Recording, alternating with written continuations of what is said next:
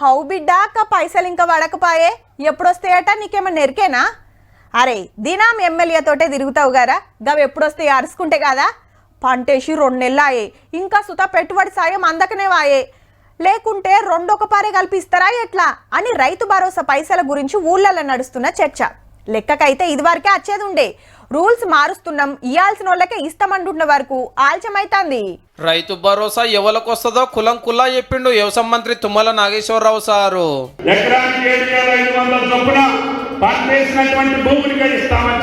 గదన్నట్టు పండించే భూమికే పెట్టుబడి పైకము. వరి, మక్కలు, పత్తి, మిర్చి, కూరగాయలు, పండ్లు ఇట్లా ఏదో ఒక పంట వేస్తేనే సర్కార్ సాయం అందుతుంది. అది కూడా ఎకరానికి 7,500, ఏడాదికి 15,000. పడవ భూములకు, రియల్ ఎస్టేట్ వెంచర్లకు, కోళ్ల ఫారాలకు, ఇటుక బట్టీలకు, గుట్టలకు పుట్టలకు కట్ అవుతున్నట్టే. కొండలకి కోనలకి కూడా 25,000 కోట్లు వృధా చేశారు. అగనట రైతు బంధు పేరు మీద 25,000 కోట్లు వేస్ట్ చేసిరట. పండన్ భూములకు కూడా పైసలు ఇచ్చి తెలంగాణ అంతటా అందరికి డబుల్ బెడ్రూమ్ ఇండ్లు కట్టించే అంత పైకము.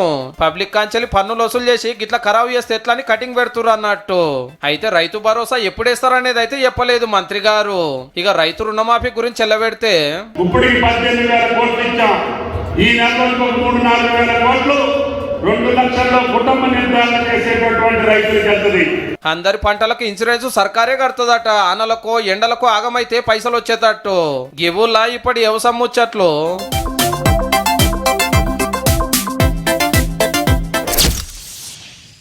పెద్దపల్లి జిల్లాలో విస్తృతంగా పర్యటించారు ఉప ముఖ్యమంత్రి బట్టి విక్రమార్క.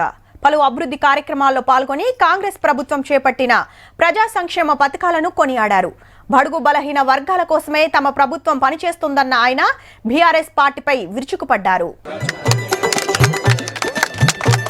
రైట్. పెద్దపల్లి జిల్లాలో 30 కోట్లతోటి 5 కరెంటు సబ్ స్టేషన్లకు శంకుబండలేసి 85 కోట్లతో డెవలప్మెంట్ పనులకు భూమి పూజ చేసిండ్రు మంత్రులు, లోకల్ ఎంపీ, ఎమ్మెల్యేలు. ధర్మపురి నియోజకవర్గం మార్కెట్ కమిటీ కొత్త చైర్మన్, డైరెక్టర్ల ప్రమాణ స్వీకారం తర్వాత గిట్లా అన్నాడు ఎంపీ వంశీ సారు. దాదాపు 10 సంవత్సరాలు బీఆర్ఎస్ ప్రభుత్వంలో ఆ ప్రాజెక్టు స్టార్ట్ అయినప్పటికీ కూడా ఆర్ఎన్ఆర్ ప్యాకేజ్ ఇవ్వలేదు, సెటిల్మెంట్ ఇవ్వలేదు. అప్పుడు ఎంపీ ఎలక్షన్స్ అప్పుడు కూడా మాట ఇవ్వడం జరిగింది. ఈ రోజు ఉప ముఖ్యమంత్రి వర్యుల చేత 18 కోట్ల చెక్ కూడా రిలీజ్ చేయడం చాలా ఆనందకరంగా ఉంది. చెప్పినట్టే రుణమాఫీ చేసినాం, ప్రతిపక్షాలు రైతులను ఆగం పట్టిస్తున్నాయని మంత్రి శ్రీధర్ బాబు సార్ గరం అయిండు. 10 మందిలో 9 మందికి రుణమాఫీ జరిగింది. పేరు చెప్పమంటే చెప్తాం. ఈ రోజు మేము అగ్రికల్చర్ డిపార్ట్మెంట్ ని తీసుకొని జిల్లాల పెండింగ్ పనులు ఒడిపిస్తాం, ప్రాజెక్టులు ఒడిపిస్తాం అని మాట ఇచ్చిండు చిన్న సీఎం బట్టి సారు.